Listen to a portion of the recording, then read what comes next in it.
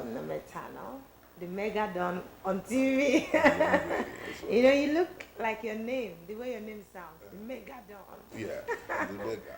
The Mega. Good morning, viewers. Thank you for choosing us this brand new day. And so, on behalf of the crew members, I saying welcome to Morning Ride Tuesday's edition. So, what's popping No, first from of your all, end? well, first of all, what's popping is, I want to admire how you look this Oh, morning. you You do. look like Cinderella. Oh my goodness. But I'm not wearing a gown. You don't want me. No, no, Shay, you don't no, want no, me. no. Because I love what you're wearing. It's a white and black, everything. Yeah, they call it polka dots. Okay, okay, polka dots. Yes, Oh, that's the dot is in beautiful, there. beautiful. That's what it's called. It looks very, very good on you. Oh, thank you. And you look amazing too. Yeah, because last week I was down. You look super. I was down last Super week. dapper. Even though we say yes, It is well. it is well. Yes, even in the well. Even in the well, well, it's a little bit better off than Yeah. last week, and we thank God we are where we are. Exactly. And, We can only it can only get better. that is it. It can only get better. Well, Even welcome to in you. the excruciating mood, because it's not our duty to actually lament the situation. That's But we right. don't have a choice, because when you go through fire, you will not come out unhurt. Because we are not good. It's only good that is permitted to go through fire. Yes, yes. And then they come out finer. Mhm. I'm not good. The last time I checked. Okay. So that's yeah, okay. we've So, gone through enough fire, like Mhm. literally. So I mean, it's crazy. mm, But you know what? Yesterday I woke up and I said to myself, I don't want to. I want to stop complaining. mm, Let me speak positive things into existence, mm, right? So I said that I wrote on my status, oh, this is the best day ever. It's going to be able to meet my need at that time. So I said, wow, this thing works. It does. It works. It does. So I'm going to continue it. yes, yes. So regardless of whatever, however it seems, I'm just going to confess positive things. Only Yeah. going forward. You know when you do that, most especially on your wall, you also impact on somebody. True. Because sincerely, when I also read it, I also had that plus on me that this is encouraging. Do you understand? So consciously and unconsciously, Yeah. there's a message that you put that would also encourage People. people. Right. Do you understand? So it's a good thought process. That you don't form a pity party when It you doesn't complain to help. somebody.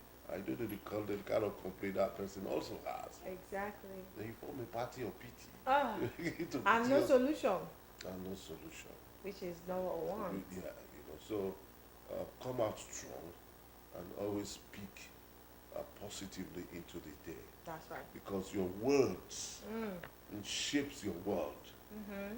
The words that you speak out Shapes your world. Oh wow, that's You a good understand? reading. Yes, so Fun. if you say it is well, definitely To be well. yes. But if you say, oh, now wow, you others now wow, This life now wow. it has But a there are way- some times that you can't help but say now why anyway. No. But I understand what Yeah. I'm also trying to preach to myself, that consciously or unconsciously, Mm, at any time, even when you want to, when you want to say now, you remember that I cannot say now. Now let me.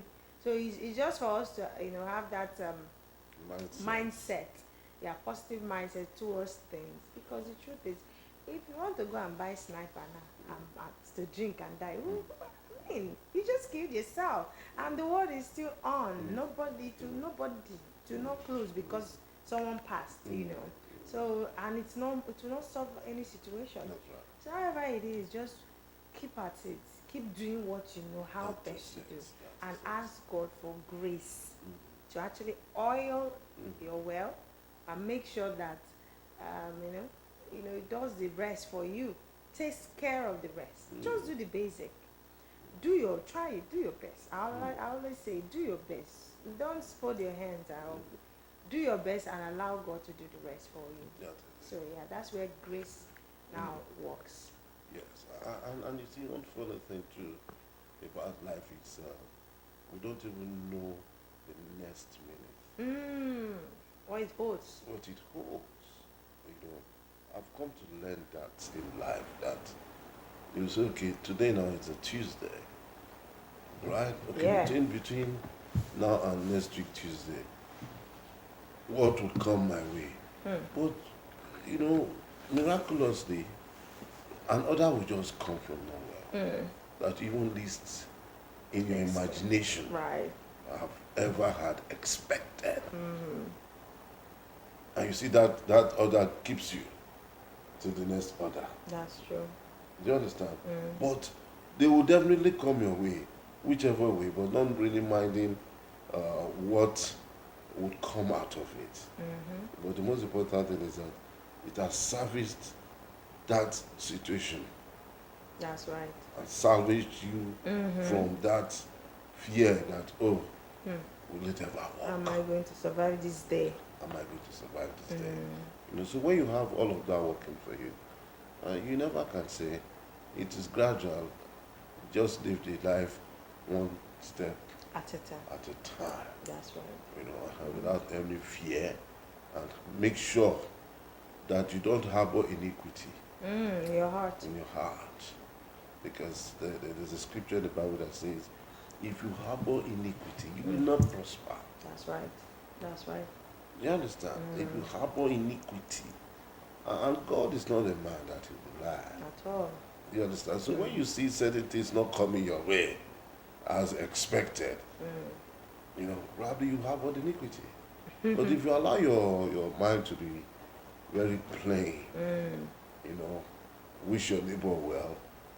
If people are succeeding, thank God for their For them, successes. be happy for them. For Be real. happy for real. Yes. You know, and you see your doors open naturally. Naturally. You know, That's right. so that's my take. You know, starting the Tuesday. That's right. A curtain raiser Yeah, it's a curtain raiser for today. this morning. Yeah. So just yesterday, you know, on a trendy issue, we're looking at outside the country now. The accident of The helicopter yes, crash. yes. And just before we could round up morning ride for yesterday, the breaking news came in that the president had died. Yeah. You know, and it was all over the whole world. Yeah. It's actually commiserating with Sending out condolence messages to the them. Iranians and all of that. And a few people want to look at it beyond that.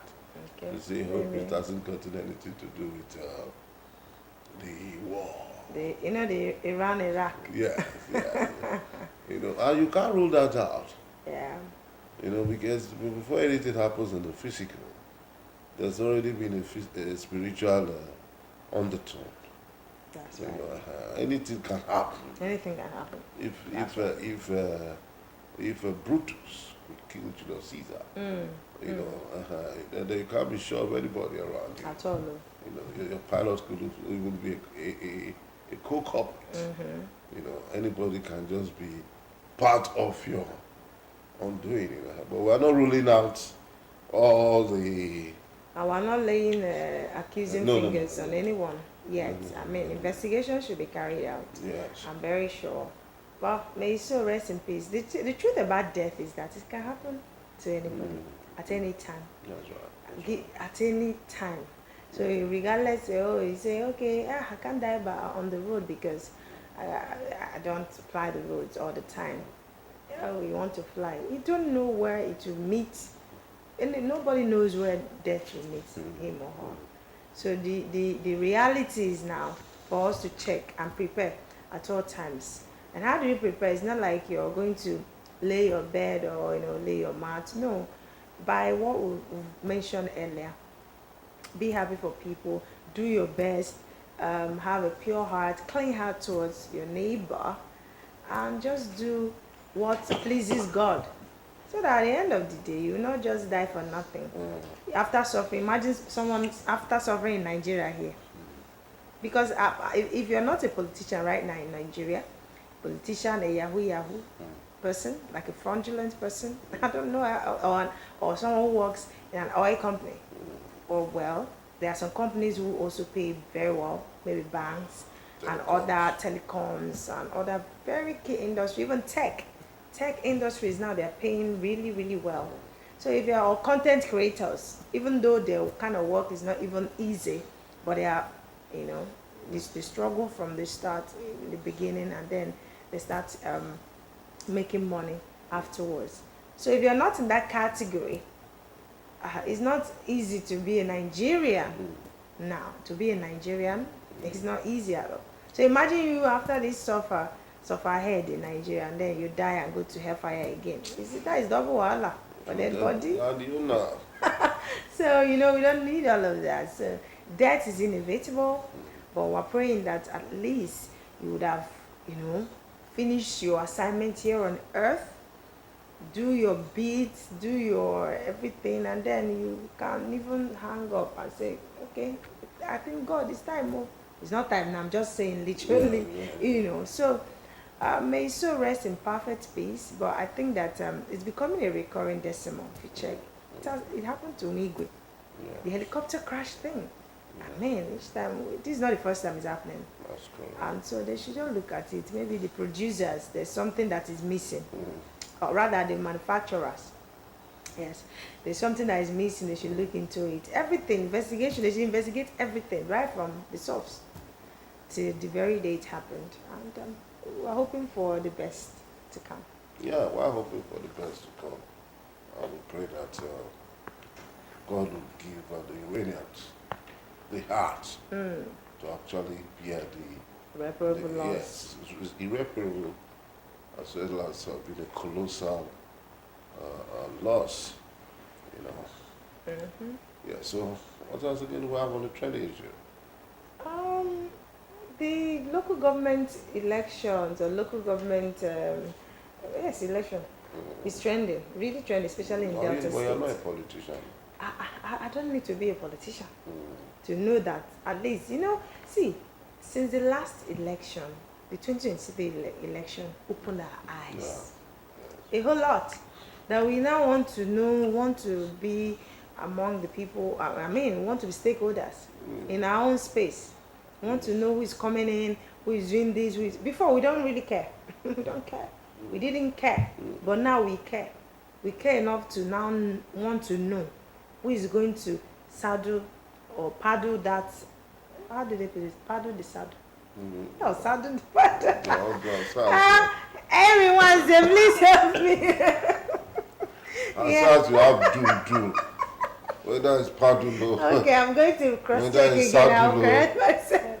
Alright, so the thing is, I have a local government. I come from a local government. So I should know who is going to head that position. I should know the person by name. And then there are councillors also that are going to come. But the good thing is that our governor has told them yesterday that, see, it's not a do or die affair. Because the way it's going, the politics is already heated, you know.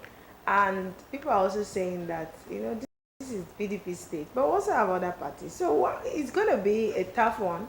It's not going to be business as usual, I can tell you for free. Yes, it's not going to be business as usual. As usual, because we have actually come to stay as far as the political space. Yeah, judging from what happened during the last election. You know, and one thing that I always don't like with parties or political parties is the issue of endorsement. You understand? They say, okay, we have endorsed XYZ. How did you endorse XYZ? How can you say XYZ is a consensus candidate? Do you understand? Because all of these endorsement and consensus can come in from favoritism. I'm more disposed to this guy. I'm more favored to this guy.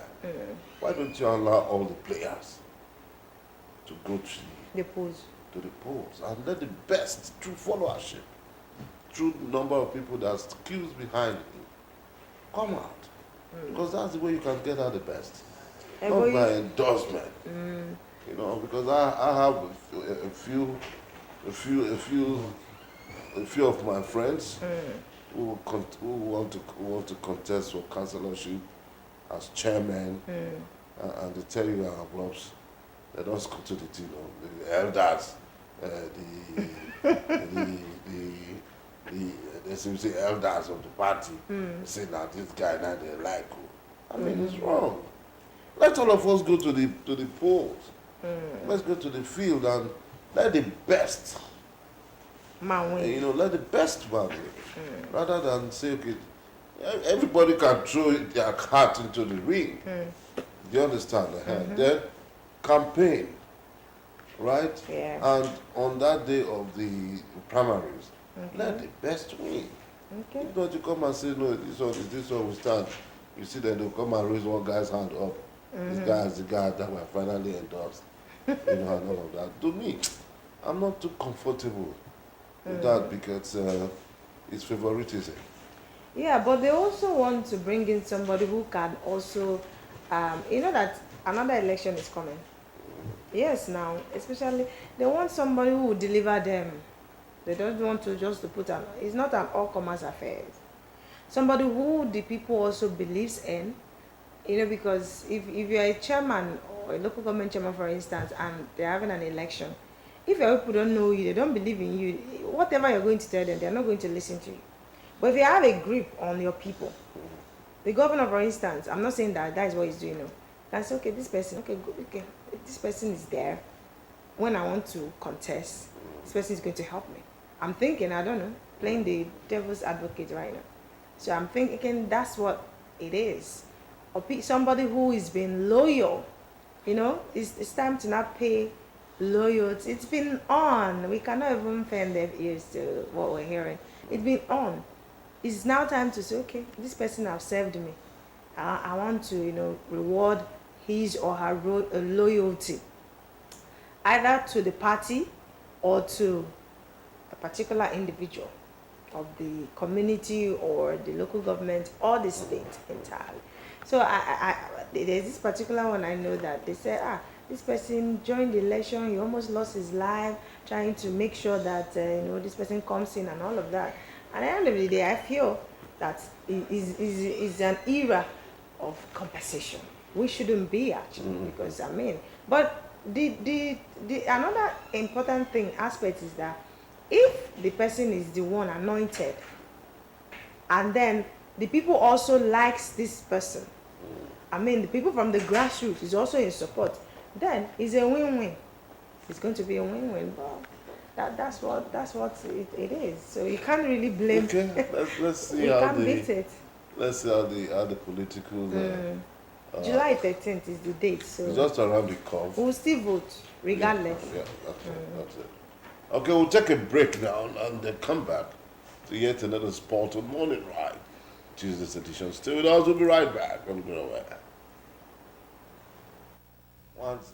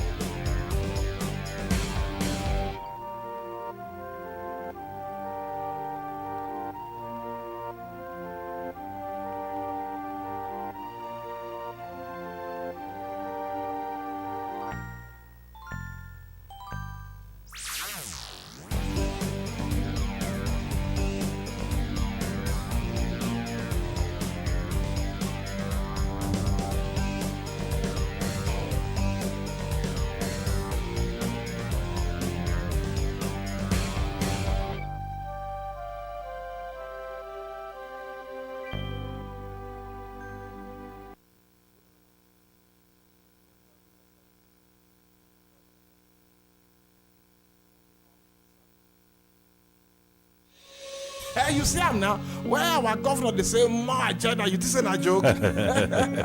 Indeed, now more for all deltas. Yes. I even hear recently say our governor sheriff Indo go inspect the Orere Bridge for Ogilisad local government area. Oh, that's good though.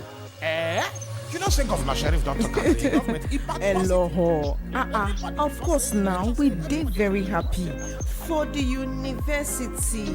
When our Governor Sheriff, they built for all deltas for Ororogbe, Okwe local government area. You hear that? Chai! Our Governor Sheriff now this month of May 29th, now he go complete 1 year for office.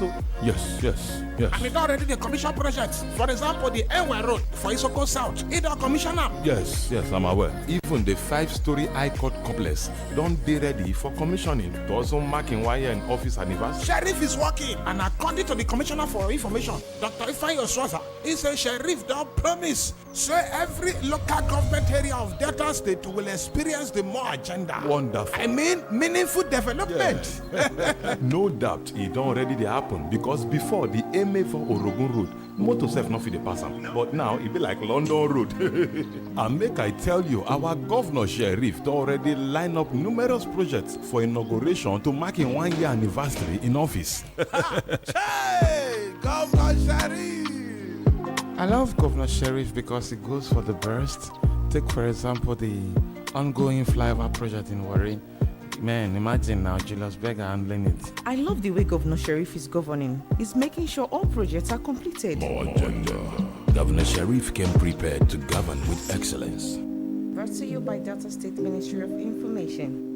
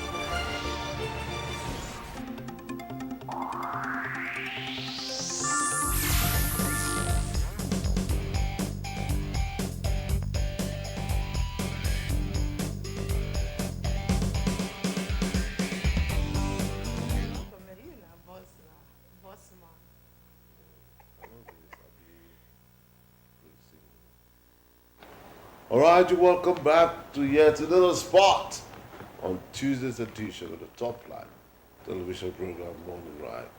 And so we'll be looking at what the various tabloids actually saying this morning. And as usual, our regular Henry Wanze is also in the house. Henry Wanze, good morning to you. A beautiful Tuesday morning to you, Onome. Good morning. And Ify, it's always nice to be here. I want to say good morning, teacher. Okay. That's how kids do it now in school. There was a school I went to one morning, and the mate that got into the school. I just said, Bang, bang. And immediately the students say, good morning, Grandpa. Ah. I looked at all of them scornfully. Oh, made I you. said, Are they trying to make you older than you look or what? I don't understand. And now. It now dawned on me that probably the white, which is naturally a free gift. Yes, You know, an not- endowment. But I don't think it's out of place. It should be a grandpa. Yeah. Grandpa. Grandpa in the making. No, yes, Grandpa in the making. Funky grandpa. All right, so quickly, Wednesday, we have a few papers this morning to look into. We'll start with the Daily Independent. It has above the masthead. Oba of Benin accuses EFCC of aiding and abetting crime. All right, and just below that, don't set Niger Delta on fire. Jonathan tells Wike and Fubara. The writer there urges ceasefire, says they must work for Rivers' interest. Okay, that's it now. And below the photo speak, the reps threaten to block accounts of ministry, department, and agencies over incorrect remittances. All right, that's it for the Daily Independent this morning. There's some few stories on the flush. I will just pick up a copy and peruse through this morning. All right, away from the Daily Independent, let's look at The Nation this morning. And on The Nation newspaper, federal government releases conditions as student loan scheme begins. Youth in federal institutions get first opportunity. Portal opens on Friday. And yes, states will continue to get electricity regulatory license. At 75, UBA sustains market lead with 18 trillion naira customer deposits. No judge should bow to public opinion, says CJN. Why Fubara and Wike should end feud now by ex-President Jonathan. Labour returns for minimum wage talks. And Iran holds memorial for president, foreign ministers, other crash victims. You can get a copy of The Nation to understand more. All right, The Guardian. It's the next paper for review. The Guardian newspaper has it this way. Simply put, school feeding of 11 million kids. That's The Guardian this morning. Can we have The Guardian this morning after The Nation's newspaper? The Guardian. Okay, we'll just run quickly. I'm sure you should get there. Federal government in Delima as inflation spikes meal budget to 540 billion. That's a whooping 540 billion naira. Federal government in Delima. That's inflation spikes meal budget to 540 billion naira just to feed 10 million kids. All right, so the picture there shows the kids actually divulging their regular. All right, we also have Labour threatens strike by May 31st if the 48,000 naira is not critically looked into. 615,000. Yes, 615,000 naira. It's not critically looked into.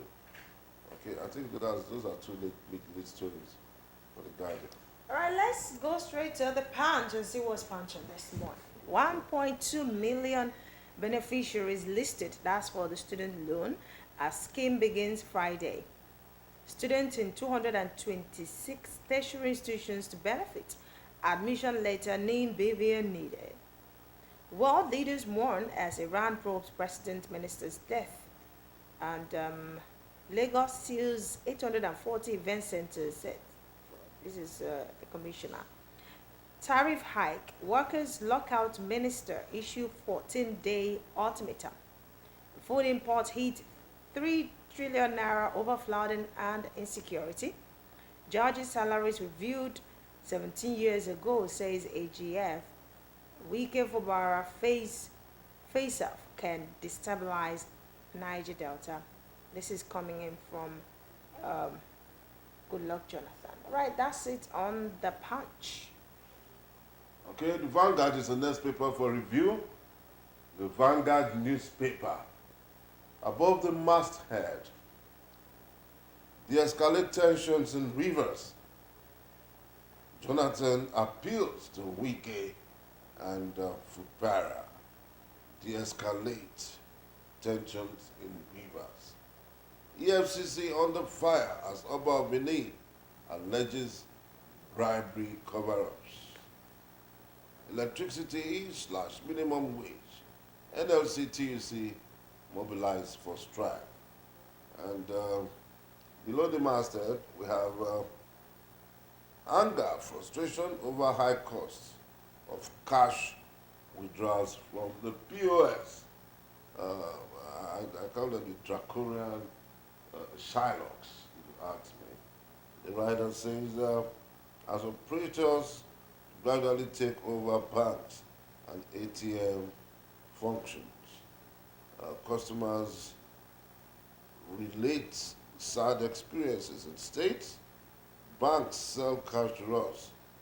Delta POS operator. Can imagine the state that was now used as a case study. Delta State, which I believe. Okay, details on page 5. Pick up a copy of the Vanguard newspaper.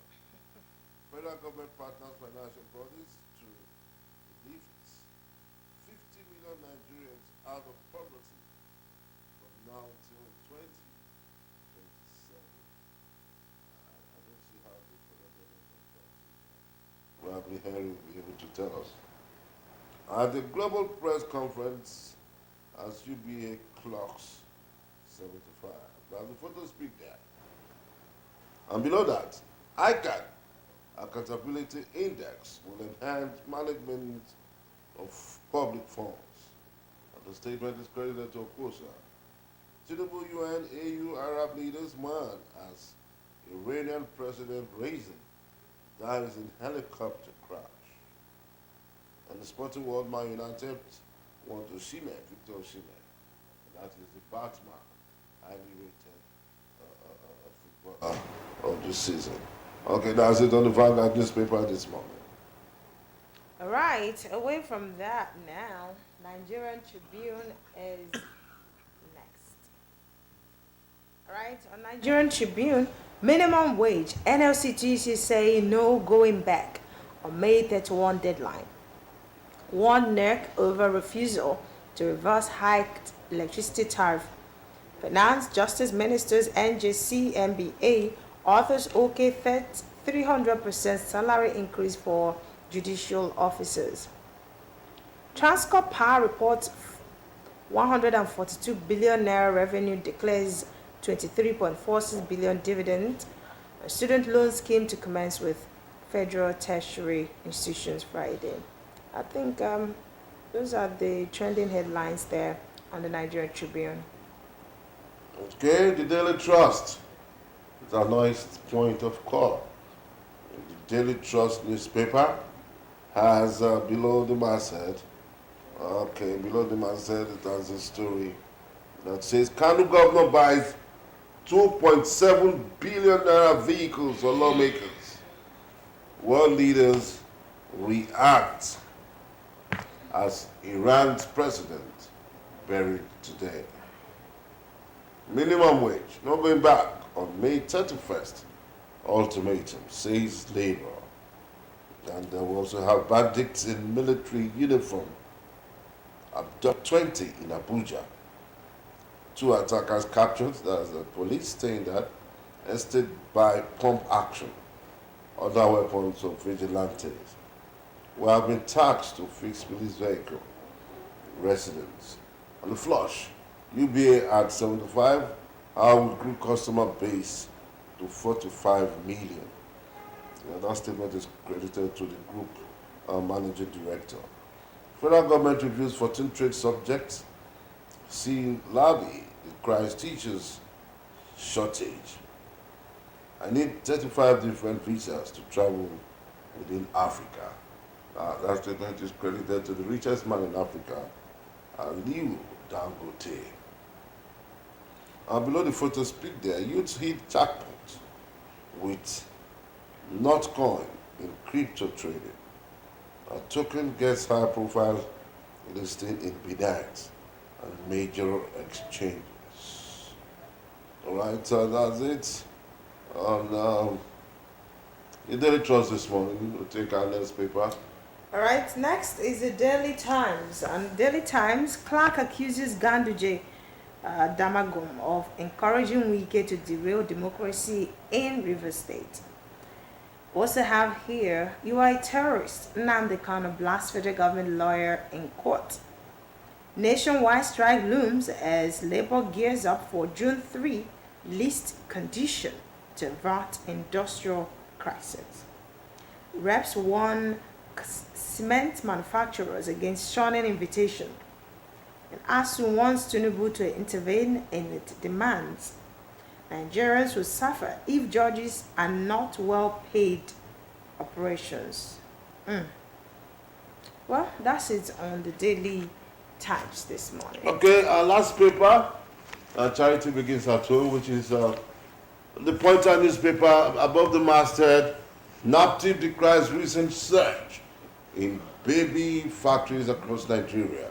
And below that masthead, governance of Boriwori leveraging on legislative experience is credited to the Speaker of the Delta State House of Assembly, Right Honorable Guo, and it says he's a worthy ambassador. The photos speak there. The representative of Delta State Governor and Commissioner for Works, Charles Anyagu, discussing with the Commissioner for Health, Dr. Joseph Najima, during the groundbreaking ceremony of College of Health Technology in Isoko North. A minimum wage. Labour agrees to attend to these talks with federal government. On the inside pages of the Pointer, flood. NEMA cautions Edo Delta Bayelsa residents, 43. And the sporting world, WAF 117, Golden Eagles must fight back to beat Togo. On the editorials, World Hypertension Day, confronting the silent killer. Beautiful this morning. So Henry, let's speak to a few of the conversations that we have on our daily newspaper. And the one striking for me, if you ask me, is the brouhaha, the catastrophe between Fubara. SIM card. Okay, SIM card. SIM Fubara and is strangled, if you ask me, and battled a political godfather. Fubara seems to be smoking hot this period. 1 year in office, and he has come to boast that what he's done in 1 year, the godfather could not do that. Is that not an indictment on the godfather himself? Yeah, it's very ludicrous. When we keep listening to the headlines, or rather reading the headlines on tabloids, and you have River State in the news for the wrong reasons all the time, and we expected that the writing ought to have been done by those who have been saddled with such responsibility to ensure that we do not have this debacle, some turn into a political debacle in the state, as the case may be. Like I told you the other time, I've said in different fora, the Constitution is very clear on the issue of River State, on the issue of the lawmakers who defected, going to Section 109, subsection 1G, and that has not been properly taken into effect, even if there's a court of competent jurisdiction that's already taken a decision on that. I think that matter should be adjudicated on swiftly with the speed of light, so that all these matters will be laid to rest. But that being said, the political actors, the two elephants, as it were, in the room, Wike and Fubara, need to, adhere to the yearnings and advice of stakeholders and elder statesmen, and even the former president, Goodluck Ebele Jonathan, who has his own experience and who has always advocated for peace, like saying that his blood or whatever, his ambition is not worth the blood of any Nigerian, and he has always stood firm on that premise.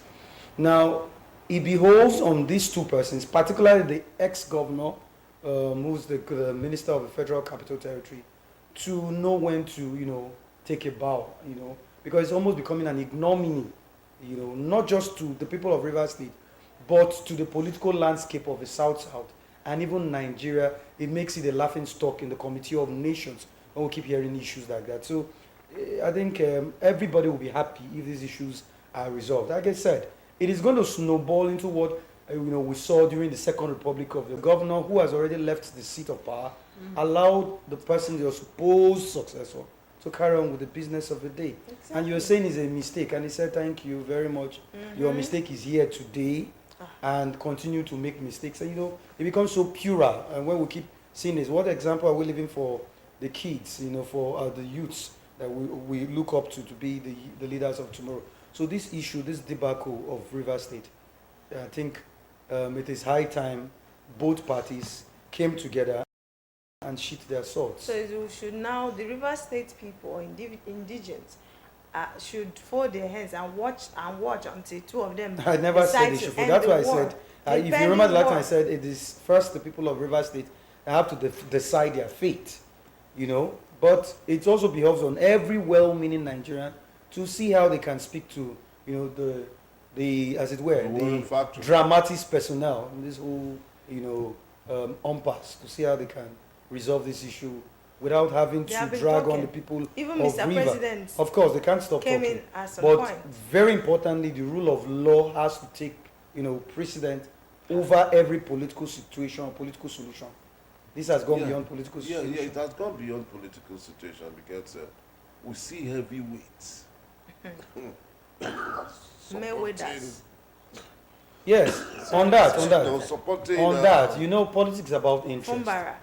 Politics about interest. You want to sway, align yourself where your interest is, very, very, your nest, you're going to feather your nest to where you think your interest is going to, favor you. And so it's expected. It's just like a Game of Thrones, like I said.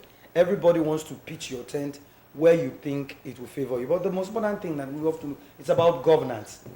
When there was elections, there was time for elections, and elections are over. It's now time for governance. Now, this is serving as a cog in the wheel of progress to the people of Rivers State, serving as a cog in the wheel of governance of Rivers State. Now, if you as a person thinks I have made a mistake, as it were, unquote, to have single-handedly, because he has vaunted in the past, he single-handedly put this man there, no qualms.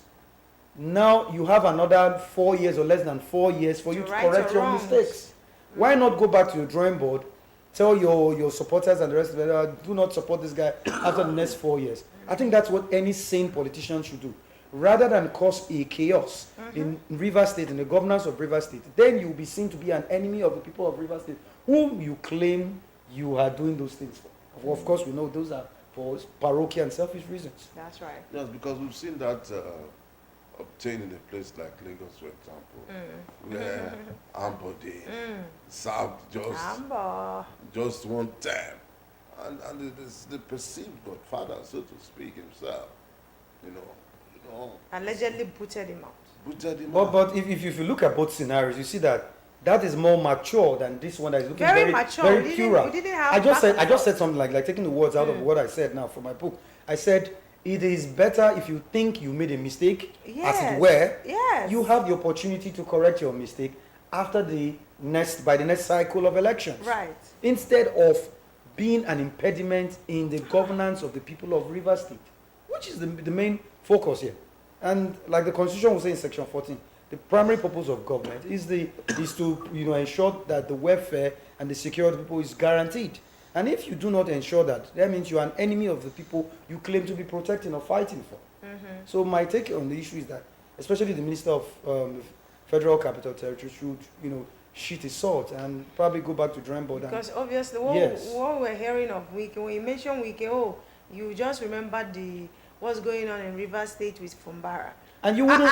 He was appointed. And you wouldn't blame Fubara. You know why I say you wouldn't blame Fubara? It's like somebody or like a cat, that's fighting for his life. He has 9 lives, so he's trying as much. And somebody who is tossed on the wall, put his back against the wall. He has to fight back. So whatever Fubara is doing is his constitutional right to do that. As a governor has been, elected by the good people of Rivers State. So he has to fight. So whatever he's doing, although we always, advocate that he doesn't fight dirty, and some of his actions, like the issue of demolishing the state legislature building, or the act of embarking on the executive order to ensure that the sitting being removed or relocated from the hallowed chambers of the House of Assembly to an annex on the auditorium of the government house, we totally disagree with that, because against the principles, the spirit and letters of the Constitution, because the legislature is a separate arm of government, and they have a right to take the decision on their own. Yes, but they are not doing it right, because at least most of them are not flying on the party's wings that brought them into that place. That's what we're talking about. You That's why I understand? say. That is why I say the It's rule of morally law. wrong. That's why I say the rule of For law them has to to take its still place. It remember has to the be house. done. It has to be accelerated. It has to be expeditious, because the more you delay these things, the more you make things get worse. The interpretation of Section 109, subsection 1G, should be done expeditiously. And so let's know, from where I stand, those 27 or 25 lawmakers do not have any local standard to be, parading themselves as honorable members. What it behoves on them is the Speaker to direct INEC to conduct by-election. That is what Section 109, subsection 1G says. Except they are able to prove before any court of competent jurisdiction that defection you claim to have, been flying under that kite, there is a division in the party, factionalization, or there's a merger somewhere. That is the only proviso that the law, allows. Okay, All right. we'll rest our case there. I'll move to My Lord, may I rest my case? Yeah, proceed. All right. The Guardian also has something for us this morning. And I like the fact that, see, the major headline on the Guardian newspaper, federal government in dilemma as inflation spikes, meal budget to 540 billion naira. So, two things here. School feeding of 10 million kids, according to them, is still ongoing. And they're telling us that they are going to be spending 540 billion naira on these children that I'm seeing that are looking malnourished. All right. And I also like the fact that the Guardian newspaper captured the increase, the inflation, the rate, how we met it, or how it was in the year 2023, and what we are experiencing now. You can imagine buying beans, 50 kg of beans in 2023 was 28,000. And now, look at us in May 2024, we're buying it for 75,000 naira. This is for mathematicians. This is over 100% increase. It's over 200 or 300%. Increase. And then it goes on and on. Imagine a kilo of chicken that was sold for 2020, 2000 in 2023 is now 6,200 naira. And the list is endless. The list goes on. The list is How many endless. of you chicken now? Is it Gary? 18,000 now, 45,000. I mean, it's crazy. The list is endless. No, you're eating apple. Is the same it thing. But apple is still No, how better. many will you take that? How many will you take? I used to. What did that do? Hold on. I used to take that one you talk about, this apple now. I can take maybe about 3 wraps. I'm okay. Which was like 50 naira on 50 naira. No, maybe before. 100 naira or so. But now it's even sold at 150. But now it has now shrinked and now reduced. So you need to take about close to 600 or so amount before you be able to get a bit satisfied. You know, so none of them. There's no escape. It's like between the devil and the deep blue sea. There's no escape. Whether you are taking being processed to apple or the Gary. I'm even talking about, Gary is very easy. Then you can just come and soak it. We call soka twa. We call it in secondary school those days, and put granite. But there's Lassa you can't fever. even try it There's now. Lassa fever. It's a Lassa fever. Leave those people will still continue to take that. But the point now is that the reality. I want to thank Guardian. They did a good job by that Very good analysis, job. the projection, and Right. everything. And that's what they do all the time. You see, this is the reality. There's inflation, there's hyperinflation, there is a naira that is suffering, a free fall, and there is, a spiral cost in terms of food prices and the rest of them. So it's a big problem that the government is trying to resolve. And the way Guardian captured it, they're in a dilemma, but I don't think they should be in dilemma, because that's why they are actually elected to ensure that they take us out of the woods. There is no gainsaying the fact that we're in doldrums, economic doldrums, and the government of the day has to put on his thinking caps. If he has left the thinking cap somewhere, he should bring on the thinking caps to ensure how we can correct this thing. But I've said so many things in the past. One of the issues is that our farms are no longer bringing up, to its maximum potential, because our people do not go to the farms anymore One, because they are afraid of being killed or molested by, Herdsmen. herdsmen. I don't want to use the word Fulani to have not be labeled as sectionalizing it to a particular tribe or religion. Those are The herdsmen, point, yes. herdsmen or whatever name they call it. And so it has become unsafe because of the insecurity situation to go to the farms. The situation of having to transport these goods to the final destination, it's expensive because of the cost of transportation and the cost of fuel. These a whole lot of issues are part of the things where we are suffering some of a whole lot of issues with the food price. So the government has to find a way to bridge in the gap to come in to ensure that these issues are being taken care of. These are some of the things that are plaguing us that should hit the front burner at every spare of our discussion. So how about the school feeding program? School feeding program is taking whooping some. is an initiative of the past administration that was carried over, and this present administration is also carrying this. I think there is nothing wrong with embarking on the welfare program, but the point is, my concern is the accountability of such schemes. That's my concern on issues like that. We've said in the past what's the statistics of those who are being fed. We need to know, because we don't know, like you said. I'm so not is sure it a particular state? So because we are not, I they're don't not think it's records. happening in It's Delta funny, State. no, it happens in Delta here. It does? In Asaba here. precisely. Really? Yes. Please, which school? Okay, I like to be quoted. Right. Uzoigwe Primary School. They feed them? Yes. You're vulnerable.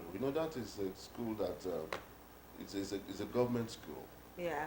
You understand? And I think I know that the Ministry of Humanitarian Services handles that account. Of course, that's within the purview. It handles that account. Yes. And I like to be quoted. Uzoigwe Primary School. Of course. Oh well, and like I said. Once in a day. Yes, once in a day. And Of course, it has to be and once you in a see day, that probably project, lunch. that project is one project that even draws the child to the school. That's the aim of the school feeding program. And because it the started child with that knows of the North, because we discovered that a lot of people do not go to school. So they saw it as an incentive to be able to, to bring them. attract these children to come back to school.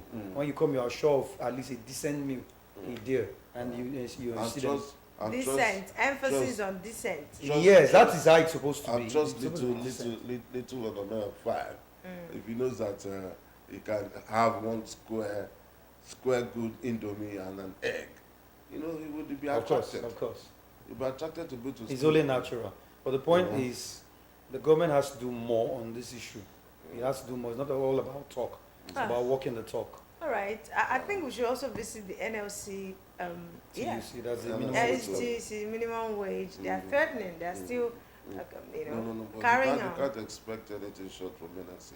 Now, what were you After expecting with the 48, Give us- with the give us, infinitesimal amount being thrown at them, it was like an dogs? insult. Like You dogs. see, because that's the way I see it. And there's a tripartite committee has been set up comprising of the organized private sector, organizing of the Nigerian Governors Forum, and the labor unions, which is the TUC and NLC. And they've come together, and the TUC and NLC have come up with a position to say 615,000. It's now left for the other side to say, okay, see what the organized private sector, in all fairness to them, I said they even pay 78,000 and they're offering 54,000. But the federal government, it was like a slap in the face to have said 48,000. It doesn't show any empathy, on the realities we have on the ground with the high electricity tariff that is still in contention, with the dwindling naira, dwindling fortunes of the economy and the rest of it. And you're all offering 48,000. And that's why the labor unions staged the walked out of it, and it was kind of deadlocked. But the positive side to this is that there's still room for negotiation and renegotiation. I'm glad that the TUC and NLC are still going back to the negotiation table, and they're going to be meeting soon. Today, yes, to see if the federal government will be able to present something better. I am thinking more realistic offer could be something in the neighborhood of about 100 or 150. Because we are looking at the reality of things. Yes, things are difficult. We also have to look at the ability of the state governors to be able to pay. It's not enough for you to like I told you when I saw the 615. I said, oh, well, very beautiful. You guys have made my day. But it's not about that. It's not about living in fool's paradise. It's about reality. Even 30,000, you and I know most of the governors are struggling to pay. Most of them have refused to pay. So, but come to an agreement with, okay, nobody will now say tomorrow, and this is why I'm not able to pay, this is too much. It should be something between maybe 150 or thereabout, 100, 150, 200, if they can come to an agreement on that. I think it will assuage, the feelings of a lot of Nigerians working Because for. I don't see the federal government meeting up without 600. No, it's out of the You question. know, it should be it should be a I mean, you're win-win. being realistic. No, I'm being realistic Yeah. because with the issue of the borrowing, I think the other people talked about 70 or 78% of domestic borrowing, so there's a whole gamut of activities, It a should be lot a of win- a plethora it of should be problems a living in the win-win country. So for me. it has to be a way of, Let's meet at an and there equilibrium. should also be a mechanism You know. on how to pay this so that the state governors will not come and Exactly. give that excuse. It's a not huge enough excuse to that make they're that not able to pay. pronouncement. Yeah. It should be a mechanism put in What place on about how to pay. implementing it? That's what he's saying. And what will be done to state governors who refuse or who drag their feet or develop cold feet somewhere not to be able to pay. Benue didn't pay the 30,000 minimum, And except they they should started paying now. There should be a policy. You know? There So should that's be so, a that, so that's policy that's the point to because that effect. the product of the law, if you ask You me, know, it's a product of law. So because it's not just so any attending, governor or any that refuses to pay should be sanctioned, and if that state should be picketed, it should be closed yes, down. and it's not all about coming for the usual monthly meeting. And, Yes. The president should instill. And like By I way will of always order. also say that the state government should think outside the box, not just depending on turning to a Bambiala of some sort, going to Abuja every month for revenue allocation, FAC allocation, and that's all you depend on. You think outside, but think of other means to generate revenue for the state. Some states are blessed with mineral. I can't say some states. All the states of the federation, it's hardly a state that doesn't have one mineral resource or the other. Why not think of how you can harness, see you can invite or rather attract investors to ensure that you boost the revenue drive of the state. Like we talked about the other time, Delta Beyond Oil, of which was just mere rhetoric. It shouldn't be mere rhetoric. You should think outside oil and see how we can improve on internally generated revenue. That way you can get other sources of revenue, not just depend on FAC allocation. That can do at any time because the FAC allocation depends on the oil price, world oil price. What if it crashes? The Delta State can put an eye on The agricultural Kwale sector Industrial- is- the Kwale Industrial Park. And also There's so many the things out to of tap gas. So many things to tap on. Out of gas too. And see I how- can't imagine a state like Delta with a huge sum, humongous sum, colossal sum they get from the FAC allocation and the IGR even and stuff like that complain that they can't pay. Of course, Delta State has in the past done well in terms of payment of How much do you think from is- pay of is- staff salary. So I do not expect if other states are shrinking in their responsibility that Delta State would fall short. Even at this time, it will be a very bad precedent that we're about to set. How much do you think is realistic? I just told you between 100, 100, 150 or 150. 200 at most. So just No. let's just between 100 and 150. But it's a let's far, leave it's the a average. far cry from what No, the let's. government is Well, presenting. of course, for now, till we are able to find out. No, you see what the So you're able federal to find our government feet.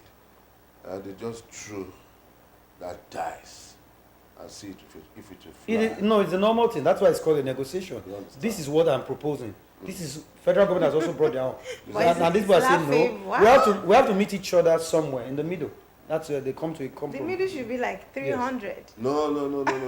If it gets to 300, then you'll be sure that your landlord will tell you 2 That million means naira. fuel will now buy fuel for 2,000. That's why I say you're not even looking at the other You'll side. You're buy looking for- at one side. You'll be buying And do you know, 4,000 before, naira. as soon as I can remember one time in my office, there was one time there was this clamor for wardrobe allowance and the rest of it. You know that before they even pay that wardrobe allowance, the woman in Obugungo already, has gotten that information. And so when you are coming to buy something, the woman is so smiling because he knows you have a lot of money and, want to increase it. So it's a whole lot of issues. We have to be very You careful. value Let's check get that, the- you let's Yes, get it's the a, money it's a first. circular flow of income. It touches everybody. Okay, let's look at a NAPTIP decries recent surge in baby factories across Nigeria. Can you speak to that conversation? Yes, well, this is not an entirely new issue, though it may sound very preposterous that we're having this issue of these baby factories here and there. Growing up then far back in Benin, you keep hearing people who, girls who give birth to children, at the end of the day, they end up tossing that baby in the toilet or in the latrine and The stuff like that. economy, the economy. But now you keep seeing this trend that has been going on. Somebody can now house about 10 women, feed them, take care of them, clothe them, and when it's time for delivery, they just settle them with some peanuts, and there are buyers who are waiting in the wings to collect those children from them. It's a thriving business. So not until this chain is a syndicate, as it were, and that it cuts across both religion, cultural ties, and the rest of them. not on this thing is nipped in the bud, it will continue to thrive. And this is about morals. Where have we got it all wrong? Our morals, this moral compass has really, had some issues in terms of the way we bring up our kids. It has to start from the home, to the point where the girl child, gets wayward or loses her way, and the only way, for her is to, terminate that pregnancy. Or if it doesn't terminate the pregnancy, see how you can, sell off that make child. Money and Make buy money an out of it. iPhone. Some just do it not just because, we could say, okay, it's a mistake. Some do it for the fun of it, of making money. Yeah. So I think they should go for the big fishes. Syndicates, as the case may be, who are totally involved in it. Like I told you, just get these girls, deceive these gullible girls and put them in one room and begin to feed them. At the end of the day, they settle them with some little peanuts. Because people are desperate to have children. Because that's what I talk about morality. And people just feel like if I don't have a child, I'm a cursed woman. The family, But it is the what family, it is. it can't be. That's not so. That's how society no, that's what, sees that it. is wrong. Well, And not until we change that notion. Just like I talked about this issue of get rich quick syndrome, we are the cause of the whole thing because our society has now come to the point where we now idolize wealth and do not respect hard work, no integrity, no honesty as we were when we're growing up. Now it doesn't matter where you bring the money from, your ill-gotten wealth. The good book doesn't say that marriage is mainly for procreation. The primary purpose of marriage is companionship. But we have, due to our own man's interpretation, that if a woman gets into that and even about 2-3 months she doesn't start spitting and she doesn't start having morning sickness, the woman is labeled a witch, is labeled all sorts of names. And that has now pushed a lot of women to the precipice, looking for answers everywhere. These are the causes. And so they are so desperate. And they are willing to pay a fortune to get a child. And so it gives room because, like I said, if the sellers of bad ideas do not get to the market, the buyers, won't be there. There has to be sellers, there has to be buyers. Okay. We'll take a last story so we can allow you to run now quickly. Oba of Benin accuses EFCC of aiding and abetting crime. That's a very... It's a very tall one. It's a very serious one. I find myself in that conundrum because the Oba of Benin is a well-respected figure, not only in the Benin Empire, the old Benin Empire, but it cuts across the whole world. And for him to, His Royal Highness, I've had the opportunity of visiting him twice, Obaiwe II. It's a man who has carved a niche for himself, even in the civil service, when his father, the late Oba Iridawa, was alive then, before he now ascended the throne of his ancestors. So he's a man of integrity, a man of respect. So when the Oba speaks, he doesn't just speak from a position of being political. So I think he may have a lot of reasons why he's saying that. I wouldn't want to know what has led to that. But I think these are issues that we've all been talking, some of the issues we've been talking about, that even the anti-corruption agency itself is in the eye of the storm and also in the news for the wrong reasons, in terms of sometimes the way they prosecute some of these their cases, and they tend to be chasing shadows.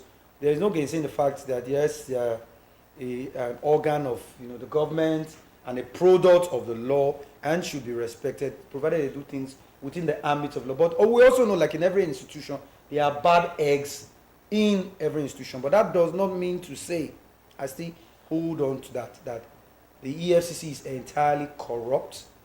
The EFCC is full of bad eggs. They also have good people who are doing good things every day to ensure that the essence of the establishment of the EFCC Act 2004 is fully carried out to the letter. And so I wouldn't entirely write them off.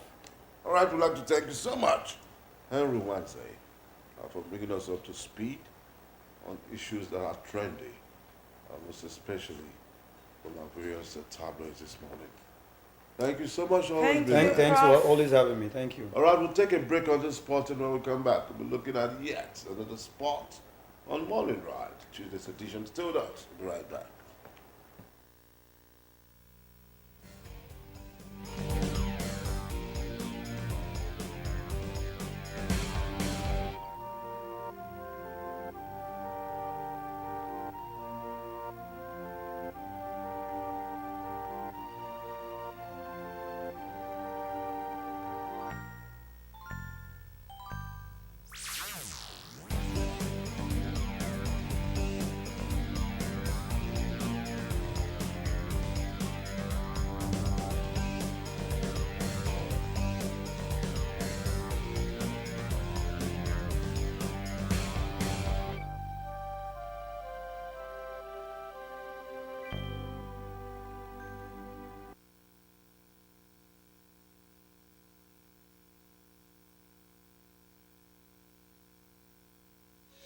Hey, you see him now? Where our governor they say more agenda, you this ain't a joke. Indeed, now more for all deltas. Yes. I even hear recently say our governor sheriff Indo go inspect the Orere bridge for Ogilisad local government area. Oh. That's good though. You know, say Governor Sheriff Dr. Kante, government. Hello. Of course now, we did very happy for the university.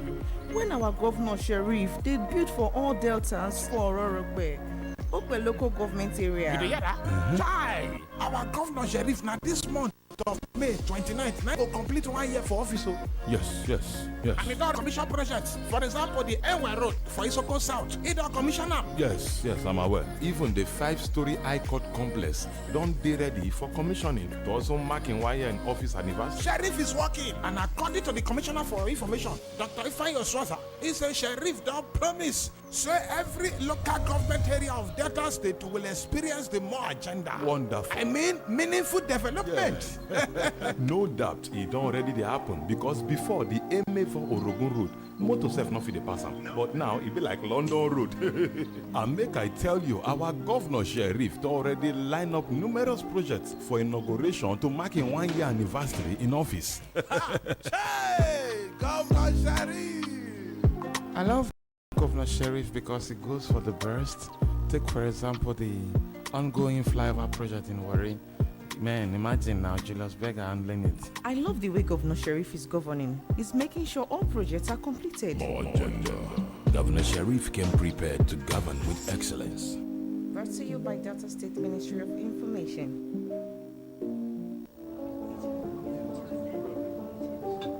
Let's go! No. Let's go. If we continue like this now, where we go head? Bros, calm down.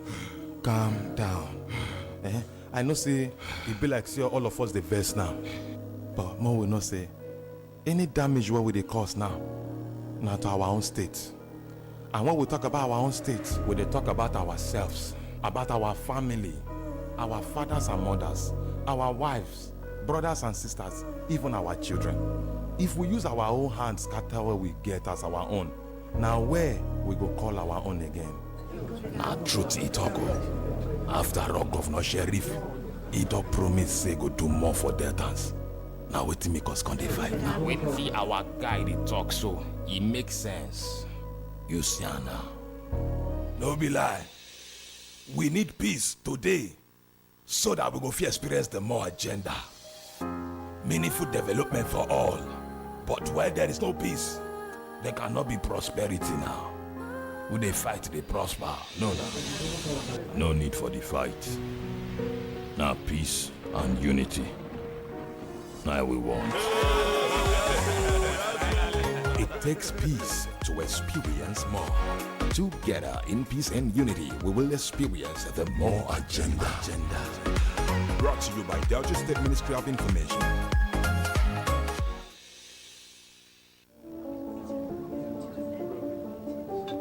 Let's go! No. Let's go. If we continue like this now, where we go head? Bros, calm down. I know say it be like say all of us the verse now. But more will not say any damage where we they cause now to our own state. And when we talk about our own state, we they talk about ourselves, about our family, our fathers and mothers, our wives, brothers and sisters, even our children. If we use our own hands scatter where we get as our own, now where we go call our own again? Now truth it talk. After all, Governor Sheriff, he don't promise say go do more for Deltans. Now wait make us come dey fight now. When see our guy they talk so, it makes sense. You see now. No be lie. We need peace today so that we go fit experience the more agenda. Meaningful development for all. But where there is no peace, there cannot be prosperity now. When they fight, they prosper. No need for the fight. Now peace and unity. Now we want. It takes peace to experience more. Together in peace and unity, we will experience the more agenda. Brought to you by Delta State Ministry of Information.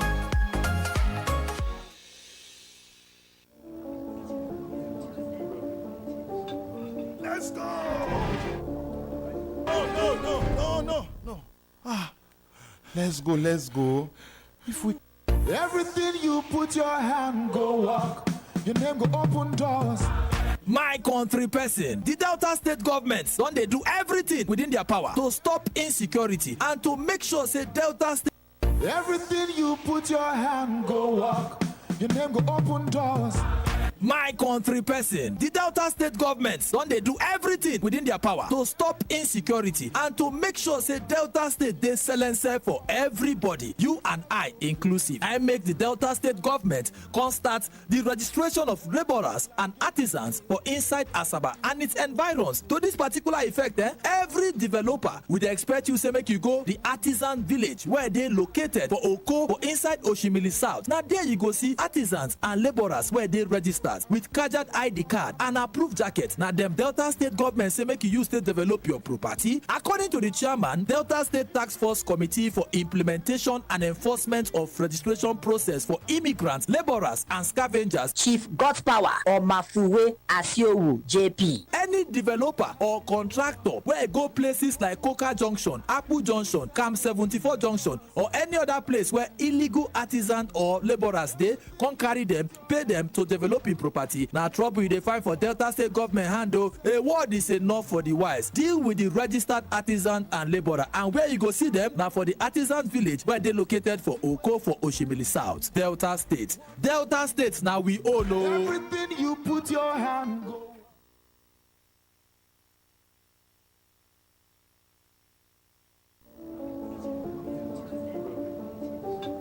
Let's go! No. Let's go. If we continue like this.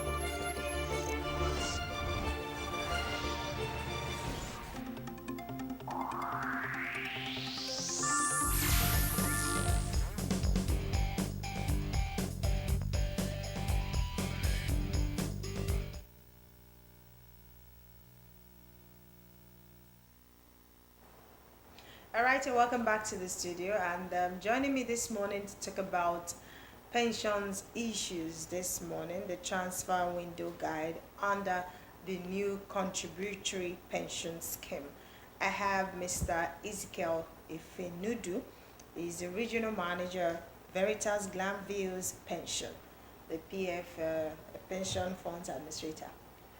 Welcome, sir. Thank you. It's been a while. Well, the space is large, so we need to go around to make sure we meet the needs of all our customers. Okay. So first of all, let's do like a recap. What's happening from the last time you came here, since the last time you came, and what's happening now with pension payment and everything? Yeah, a lot of it happening. Is there good news? Yeah, a lot of it happening. We thank God first. The governor have appointed the board, the chairman and the executive for the two bureaus. Right. Which, for more than a year, they've been out of office, but now they are back into. So when you have the executive, meaning the free flow communication with the executive of the state, so we are hoping that things will move faster compared to as it was, because before this time, directors had to go through bureaucracy to head of service to get approval. So like a third party processing. But now we have the executive who will drive that process and meet the need of workers, especially in payment of their benefits. Right. Interestingly, we're hoping that the right man is And in charge also of the saddle. to carry it, the local government have done impressively for past 6 months. There've been continuous payment of retiree, and as you can see, I think they should be paying 2020 up to July now, because I know there are some persons who submitted their papers July. They started receiving a few days ago. In fact, just yesterday July, in my like, what office. do you mean July last July year? 2020 Oh, payments. Yeah. okay. You know, Wow. in fact, they actually brought it from 2016, especially for LA, from 2016 down Right. to, so you can see 2020. 4 years was paid within a space of 6 months, Wow. which is has never happened before. The truth is, I I'm not supposed think to be what- saying wow, because I what- mean, it's what- what is accrued, It's just that what is due to them. it's just that we must appreciate our governor, both the past and the present, who have set up a structure that is getting this flow out. It's just that we have not done good publicity of what we are doing in Delta State, especially as it relates to pension. Okay. But I must say they are doing wonderfully. Okay. In the entire nation, I think Delta State should be rating number 2 Oh, wow. outside Lagos. Okay. You know, most times when some states bring in money, you see it flagged over almost all the papers. But you know, codedly we are achieving ours without even noise.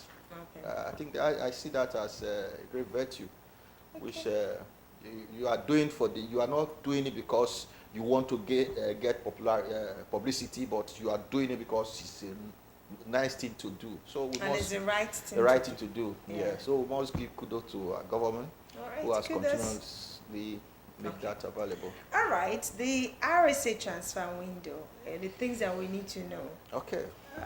First of all, what is a RSA transfer window? Okay. Well, RSA transfer is a process of moving from one pension manager to another. As far you know, before Okay, this first time. of all, what is RSA? Okay, RSA is something that is known by almost every contributor. RSA is retirement savings account. Okay. Now, you know, before this time, when the state started to kickstart the scheme to avoid issues of multiple registrations and confusion in the system, the state, in their wisdom, allocated all workers to different PFAs. Right. Yeah, so all in the bid to kickstart the scheme. But now, having spent over 10 years in the scheme, Okay.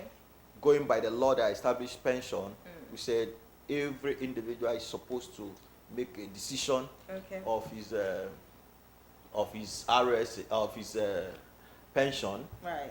So, well, but for the state to kickstart, they had to allocate to avoid multiple registration, and they've successfully have that done. Now they have completed that. So what they are into now, they are now implementing the law. That okay, for anybody who is not satisfied, probably you feel you were pushed into a particular pension manager, you are now free to make a decision to choose your own pension. Okay. So because, and I think 2020 precisely, the transfer window kickstart, and 2021 it was implemented in Delta State. That if you are not satisfied with your services, the return on investment you are getting, the services you are getting from your PFA, or you felt you have a particular PFA you want to go, but by your pay point you were pushed into a particular one, okay, it's right time to make a decision to move to the one you have desired to. So Okay. right from 2021 to date, transfer has been on. The and window, people- the portal, yeah, or the window. the window have been was opened, Okay. and we are not seeing an end to it, that it will close. Okay. Because it's something that have come to stay. People are free to move from PFA to PFA at least once in a year. If you made a mistake of moving. Once in a year. Yeah. If probably you move to PFA A, Yes. and you say, I made a mistake of moving to PFA A. After 1 year, you can move again. So you can actually, comb all the Ah, PFA. you know, that is the beauty of it, because in the stock market, you actually drive for a more efficient portfolio. The same thing. You feel okay. If you have the ability to forecast to know a PFA that will be on top in the next few years, you can actually push in there. And when you know they're having a dark time, you also. And the good thing is, every three months, these monies are moved. Okay. All right. So how is an RSA transfer initiated? Okay, first, we have what we call the receiving PFA. We also have the transferring PFA. The transferring PFA is the host, the one who have been managing your account. But now that you felt I'm not getting my desired services, I want to move, meet with the receiving PFA. Be sure that you have all your obedience is fulfilled. Let me use that. That's okay. You've done your ECRS, enhanced contributors registration system. You've done that, which I think around 2019 June they initiated the process of your ECRS, where you have to bring in your name, national identity number, to upgrade your data. So once you have that done, you go to the PFA you want to transfer to. Okay.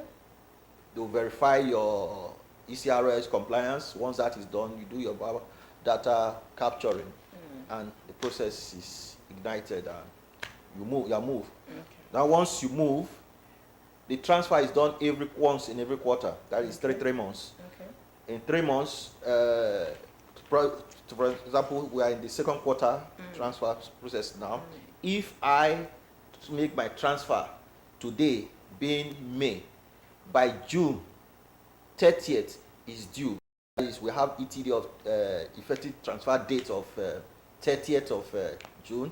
By second week of July, I should have all the money moved from the other PFA to the one receiving. All right. That's about the transfer and what we needed to know about RSA transfer window. Is open and you can just pause anytime, any day. But I'm thinking that there may be challenges in trying to port, because you said that we can do that once in a year. And so, and I also understand from the conversation now that there are so many other benefits. There are benefits, and it varies from one PFA to the other. So, and I want to also think that there are challenges trying to move your what's it called now? The RSA account to another PFA. So, what are the challenges? Or it's just a free a free process? I think if everything was done normal, or if PFAs are responding the way they ought to, based on the guideline, because 2019, PENCOM gave an instruction that every person that have registered before June 2019 should go and do their data recapture. Okay. And then they've not actually opened the window, so PFA was actually moving out to get this thing done. But some, probably they foresee what is going to happen. They didn't implement that. They didn't register. When you want to capture or register, it is easy, but now you are going to do data capturing, which will open them to other things. They were restrained. So many of them didn't do their capturing. And that is the only impediment. Meaning, if you have not done your data capturing, you cannot transfer. You are actually in bondage. Okay. But you see, it is the right of every worker to have that done, because it's something you must do. You either do it now, or you do it during retirement, or you are coming out for their equity withdrawal. Before you can process your equity withdrawal, you must do it, because PENCOM will not accept any information from you that have not got that you've not done your update. If that account have not done the update, they cannot process it. So it is the duty of the PFA to get this thing done. But one thing we've noticed over time, because immediately transfer window was open, a lot of PFA kind of exercise restraint to do capturing. Okay. They don't want to do it because they know if they do it, that customer is already vulnerable to them, because that customer can leave without their consent. You can just go to the receiving PFA, initiate your transfer, and you are gone unknowingly. So because of that, they will not do. So if they don't do it, for if probably you check the information and the person have done capturing, meaning you must be referred back to your original PFA. And when you go back there, I think the PFA will do everything to pacify you, to make sure you don't leave. And they want you not to even do it. But you see, it's like... So how do you know that you're not captured? Yeah, there is a system, there is a enhanced system which what we call ROTS, Retirement Service Account Transfer System, which once you impute the PIN number of the customer, put in their surname, it will display in the screen that this person have captured. If you have not captured, you won't see any information. But if you have captured, you will see the picture, then the PFA, the transferring PFA, and every other information on the screen. And that can be checked only from your PFA? Any PFA, every PFA has that. So if I'm not with, for instance, Veritas, and I want you to check for me, is it free? I can check for you free.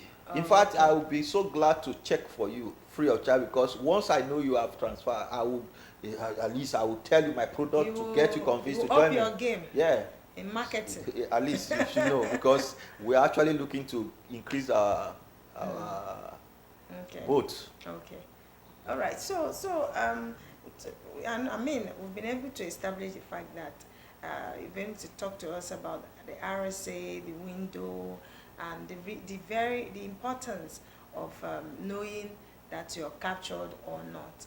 Okay, so what are the benefits? Okay, first, now you know, this is a competitive business. Every PFA wants everybody to come to them. Now, if you have not done your capturing, you cannot be transferred. Now, for the one who have done capturing, is a gold in the hands of his PFA. Why is it a gold? Because if I don't serve you well, definitely you can go, leave me. Okay. But as long as you have not done your capturing, well, after all, he will still come back to me. He can't transfer. Okay. He can't leave me. So you can use that, he cannot leave me, to just play down on doing what you are supposed to do. Well, that does not affect the return on investment, because return on investment is a central processing stuff. Okay. But the kind of services, the attention I would give to the one who have done capturing may not be the same with what I would give to the one who have not done capturing. Okay. So you benefit kind of premium attention. Like if any of my customer, though we have a culture of treating our customers as king, because we believe we are in business because of them, so we treat them alike. But you know, for some PFA, when you call them, you just drop your phone. But if that person know that he has done capturing, and you call to ask some question, he don't respond to you, you know that the next day you are not seeing him. You just see on your report the next morning transfer. So, and once those transfer come, definitely you will receive a call from your head office, what is happening in your region. So it is very key to at least first to make sure you get the quality service you need. Please, every worker, I encourage every worker, insist on doing your capturing. Okay. Even right now, PENCOM will be sanctioning PFA that didn't do their capture. But you know, some are ready to pay that sanction down to do the capturing. Because they know. So, but I think the right thing to do for every worker is just like when you say check your HIV status. Okay. So check your compliance, your ECRS compliance status as a worker. Yes, it may not necessarily be for you to transfer.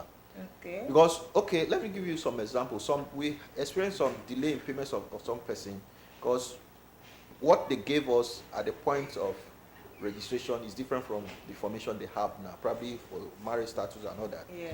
Now, if you don't do that early, definitely when you retire, that is going to add to the time of processing of your pension. Some that have issues with their name, their date of birth, their correction of name and all that, which will involve NIMC. You know, the process, the time it takes NIMC to get things updated. Now, if you don't do it now, Okay. it's going to probably you add another 1 or 2 months to get PENCOM approval or NIPSI approval before you approve. And if your money is ready, you'll be waiting and the PFA cannot do anything because you have not done capture. But if you have done it, like the saying, say, make hay when the sun shines. So today that you are healthy, strong, just go and do your what we call your verification. Confirm. So this applies to but I know your retirees PFA. too. Yes, I know your PFA will not want to do that for you to confirm. But you can meet any pension manager. Okay. Present your information, your PIN number, your surname. If you have done your capturing, you will know. If you have not done it, please visit your PFA to make sure it's done. It's something that is compulsory. Okay. So away from this RSA and the PFA and the transfer window, what are the challenges that you think retirees are facing right now in terms of their payments? Well, payments? For retirees, you know, the delay in payments has already has engulfed them. So, but we must commend the government who is doing something. Do you think that PFA is also one of the problems? Well, that is why it's choice of different. the PFA. You see, when we say PFA, well, we have the head office, they will do their best. But you must be sure that the people managing you at the state are competent enough to handle the processes. Because if you are not working with an party manager, when I mean party, meaning putting yourself in their shoe, I tell you, they can give you processes. I've even heard of some persons who will calculate, who want to corner you, use eye contact to see if you will. But you see, even though it's in every website of PFA that you don't take gratification, or some people, because of their personal interest, they want to. But it's actually, for any person that is found in that act, is outright dismissal. Outright dismissal. So, but you know, the processes, another thing that delays this is, if the PFA doesn't have the technical know-how, they don't have the equipment, they don't have the structure to implement online processes and all of those things can also delay the process. But by and large, at least for any payment, we should be looking between 3 weeks to 1 month. Okay. Every person. So once you're done with your processes, that can processing your papers and everything, then you just sit and wait for alert. And it continues. Yeah. So there's, I mean, I'm thinking that there's a difference between receiving your gratuity and then your retirement. Okay, I think I should also throw a little light on that, because a lot of persons have used that to woo people because misinformation, because the drive to, I want my PFA to be populated, it has driven some people crazy, target and all that. So, but then in the system there are laws. We have laws that are guiding every PFAs. We are operating under the same umbrella, the same PENCOM. So the laws are the same with us. Yes. I give you a practical example. There is somebody who, I think he processed with Stanbic IBTC, and the lump sum that he was given and the monthly pension, it was not too comfortable with it. So he called my attention that, okay, let's look at it if we can do something better. Well, because it's the same template, when we put the parameter, the same figures Stanbic gave was what our own arrived at. But the area of our differences is probably the area of arrears. Because if the person has stayed for a long time, we have to also look at our growth rate. How well are we growing our money? Because if I'm growing at 3 or 5%, my resources, the person who is growing his own at 2% cannot make the kind of money I will make. So such a person may not be able to allow certain limits of arrear payment. But the one who has such flexibility can allow. So some can, okay, I cannot pay more than 24 months arrears. But some say, okay, I can pay beyond 24 months arrears because of my growth rate. So those are some of the things that differentiate PFA. Now, like I've always said, PFAs, we under the same regulator, under the same guideline, but we have two things that separate us. And one, our return on investment. Two, our services. And when we talk of services, you have to do with the caliber of persons you have managing the people. Because when you don't have the right kind of people managing them, who probably who think of themselves only, not the people, definitely you are not going to get the kind of services you deserve. Yes, they can come and flatter you today, but it's just like a scenario in most times in bank, when the banker want to get you to open an account with them, you are their king, but the day you open the account in servicing, especially said you are a mega banker, but for the local one, you have to queue, no attention, you understand? Even you know the kind of saucy approach they give at times. So, but for us in the industry, in pension industry, we see every of our customer as a king. So we want to make sure we do things that will make them comfortable. But that has to do with individuals. Because some people can bring their home character exhibit in the office. So you cannot actually judge that, okay, every PFA will give the same services. So these are, service delivering and return on investment. Yes, they may talk of issue of unit price, where time will not permit us to speak on that, but the major thing is service delivering and return on investment. And you can also find details of return on investment. It's always published online. Pension Nigeria, Nairametrics, you can get all of that if you want to drive that.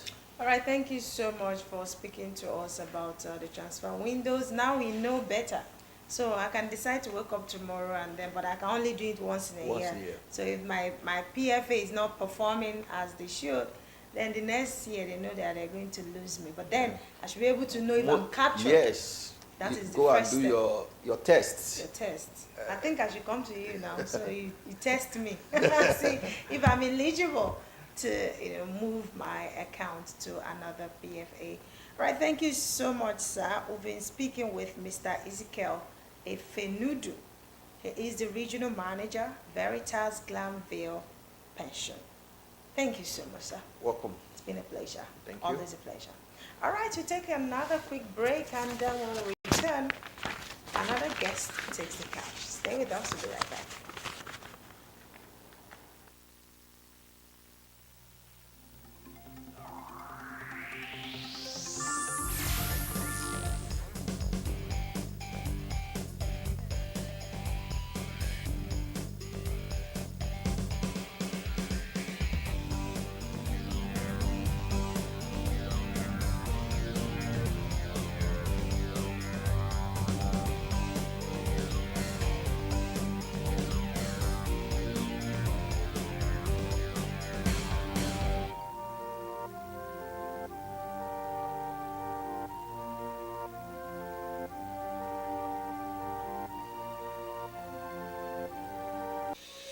Hey, you see him now? Where our governor they say more agenda, you this ain't a joke.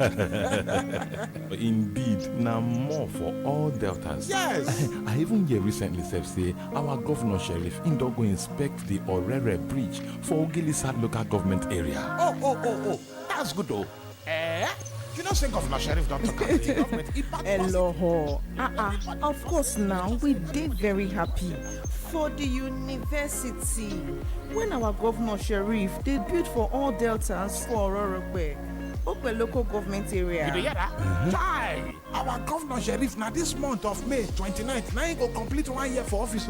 Yes. And he already the commission projects. For example, the Enwe Road for Isoko South. He don't commission them. Yes, I'm aware. Even the 5-story High Court complex don't be ready for commissioning to also mark in 1 year in office anniversary. Sheriff is working, and according to the Commissioner for Information, Dr. Ifeanyi Oswaza, He said, Sheriff, don't promise. Say every local government area of Delta State will experience the more agenda. Wonderful. I mean, meaningful development.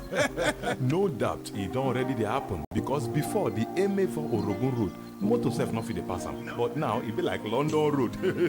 And make I tell you, our governor Sheriff don already line up numerous projects for inauguration to mark in 1 year anniversary in office. Hey, Governor Sheriff. I love Governor Sheriff because he goes for the best. Take, for example, the ongoing flyover project in Warri. Man, imagine now Julius Berger handling it. I love the way Governor Sheriff is governing. He's making sure all projects are completed. More agenda. Governor Sheriff came prepared to govern with excellence. Brought to you by Delta State Ministry of Information.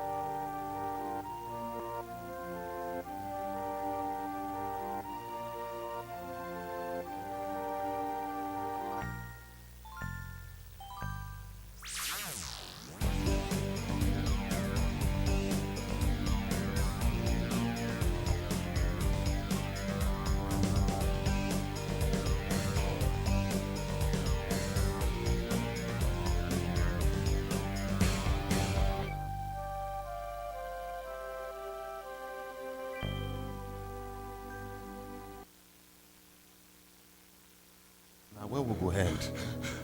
Bros, calm down. Calm down. I know say it be like say all of us the verse now. But more will not say any damage what we they cause now to our own state. And when we talk about our own state, we they talk about ourselves, about our family, our fathers and mothers, our wives, brothers and sisters, even our children. If we use our own hands, scatter what we get as our own. Now where we go call our own again? Now truth he talk. After all, Governor Sheriff, he don't promise say go do more for Deltans. Now wait till make us come dey fight now. When see our guy they talk so, it makes sense. You see now. No be lie. We need peace today so that we go fit experience the more agenda. Meaningful development for all. But where there is no peace, there cannot be prosperity now. When they fight, they prosper. No need for the fight. Now peace and unity. Now we want. It takes peace to experience more. Together in peace and unity, we will experience the more agenda. Brought to you by Delta State Ministry of Information.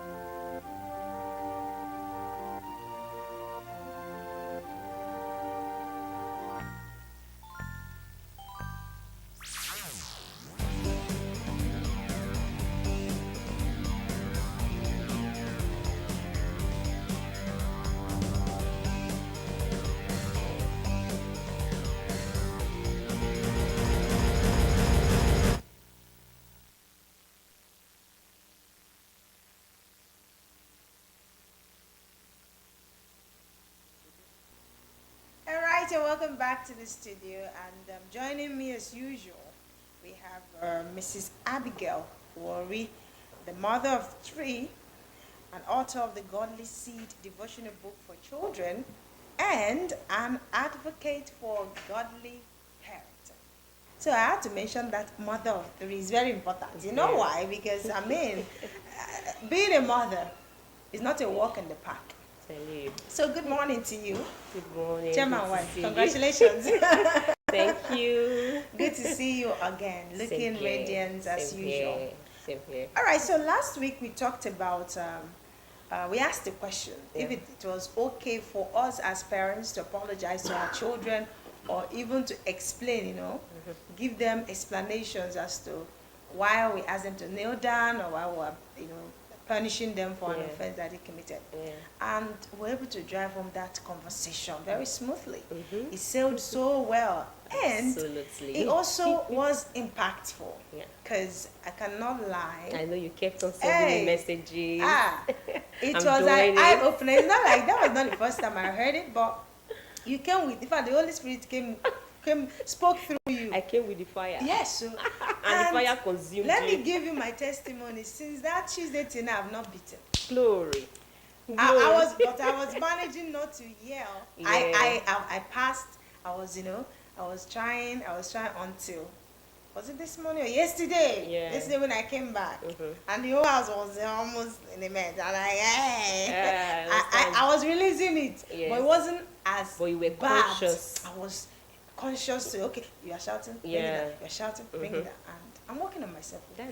So 1 week has passed and I've not flogged. Kudos to you. I deserve an award. It's working. It's working. And well done. Somebody's clapping for me. Anyway, I told you, once you have the understanding, it starts from there. It goes to show that most it's times actually doable. it looks as if it's very impossible. But once you have the mindset, your mindset is changed and you have a different perspective of it. And then it starts flowing. Yeah. All right. And don't be too hard on yourself. I'm not too too hard. hard. You just started the journey, right? I'm not too hard, but it's even beneficial to me. Because see when now? you scream, like your face will soon have wrinkles. You understand? Yes, I don't want to have wrinkles. And you imagine raising a child that will start screaming like you. And they don't only scream at home, they will scream in the office, scream everywhere they go. That's right. That's right. So everybody, please, let's do this together. Let's do this. We can do it. Yeah, it's doable. We can. All right. Today we're shifting away from that conversation, and then we're gonna do this one is like a series because it's not what we can exhaust in even 1 hour, 2 hours, 3 hours. We're talking about work-life balance as parents, especially as mothers. But I don't want to be gender biased, so it's both ways. But we know, both of us know, of course, that the burden is more on the women, especially career women. Now, how do we build a successful home as parents amidst the pursuit of career growth and expansion? So this is a conversation that I love us to talk about because as a woman, I know how difficult it is most times. Sometimes you want to be a housewife, like you want to choose, but you know that you can't actually do that. But a part of you is saying, I wish I'm married to a Dangote. I'm using Dangote. I would have just stayed at home. I would have just stayed at home and just take care of these kids. I know that and I'll be sane. Even though some people, even as Dangote's wives, they still want to go out and make careers and everything. But sometimes I feel like it's working for them because number one, they're well to do. They can buy maids. They can literally buy maids, buy everything. Everything is at the beck and call. And they will still have time to cater for their children. Now, how do we balance? How do we strike that balance as someone who is just starting life? You are not the Dangote now. You are not the worries now. So you're just starting. See that you are not putting me in the midst of. You're just starting, and you want to balance. You want your husband to be happy with you as a woman. You want the children to be happy with you. You don't want to yell. You don't want to be a nagging wife, to be seen as a nagging wife. You want to give your best at at your workplace. You want to also develop your career. I want it to expand. And you want all of this. You want to also make money. And you want to sleep. How can you do these things, put them together and still strike that balance? Okay. All right. this is already an interesting conversation for me. Why? Apart from being an advocate for godly parenting, I am also a strong advocate for women getting active, being involved with society. Okay. Because when God created us as humans, God made the pronouncement of being fruitful, multiply, and dominate the earth. It wasn't for men alone. It was for every one of us. So the fact that you are a mother shouldn't restrict you to just parenting alone. You understand? So I also advocate that women should also do something for themselves, either build a business, or maybe a 9-to-5, you build your career, you know, because the parenting is just for a while. You're not going to parent forever. And most especially if you started, for me, who started my parenting journey very early, at least by the time I'll be in my 40s, I know that my kids are all grown, they are already leaving the house, and what happens to me? You go back to that, a life of being lonely and all of that. So while we also look at the fact that it is necessary for us to put in so much effort, of course parenting is very demanding, and work itself is demanding as well. And that is why we are looking at the issue of, okay, how do we now strike a balance? Where do we come in to say, okay, let's make sure that one is not lagging behind, the parenting is not lagging, or your workplace, your parenting is not also affecting it. The truth is a lot. It's actually a lot to deal with. Because when you look at work, for instance, whether you're doing business is super demanding. When I started my parenting journey, I was first of all working in the bank. Okay. Yes, when I had my first baby, and even the second one, I was working in the bank. And at a point, I was working in Onisha. Yeah, out of Asaba, and it was really, really then hard. There was no for second me. Niger Bridge. Do you understand? Yeah. It was really, really hard for me, and I didn't have a strong support system. I had to resign my job at that point in time. But it's not applicable to everybody to resign your job, because some people have very good support system. Maybe your mom can be around to help you, but I didn't have all of those opportunities for me to enjoy all that and also continue to build my career. And at the same time, for someone, like right from time, I've always been passionate about raising good children. And I know that for you to achieve that, you have to dedicate your time, you have to be there, you know. I can't imagine going to work very early, maybe sometimes 6 a.m. And you come back 10 p.m. True. Sometimes 11 p.m.